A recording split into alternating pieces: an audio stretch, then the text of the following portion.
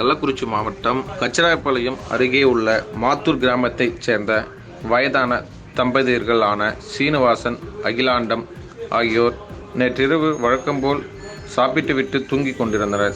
இதையடுத்து நள்ளிரவு நேரத்தில் கரும்பு சருகால் வேய்ந்த அவர்களது கூரை வீடு திடீரென தீப்பிடித்து எரிந்ததால் இந்த வயதான தம்பதியினர் வெளியே வர முடியாமல் வீட்டுக்குள் சிக்கி உடல் கருகி பரிதாபமாக உயிரிழந்தார். தகவலறிந்து தீயணைப்புத்துறை வீரர்கள் சம்பவ இடத்திற்கு விரைந்து வந்து தீயை அணைத்தனர். இருப்பினும் வீடு முற்றிலுமாக எரிந்து சேதமடைந்தது. இதைத் தொடர்ந்து இச்சம்பவ இடத்திற்கு வந்த கச்சிராயபாளையம் காவல் நிலைய போலீசார் உடல் கருகி உயிரிழந்த தம்பதியினர் உடல்களை மீட்டு உடல் கூறு ஆய்வுக்காக கள்ளக்குறிச்சி அரசு மருத்துவக் கல்லூரி மருத்துவமனைக்கு அனுப்பி வைத்தனர். மேலும் இச்சம்பவம் குறித்து போலீசார் விசாரித்து வருகின்றனர். இச்சம்பவம் இப்பகுதியில் பெரும் சோகத்தையும் பரபரப்பையும் ஆழ்த்தியுள்ளது.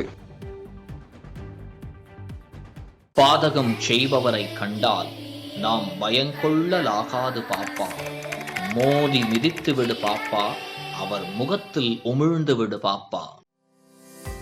அண்மை செய்திகளை உடனுக்குடன் தெரிந்து கொள்ள இணைந்திருங்கள் இயம்நாடு தொலைக்காட்சியுடன்.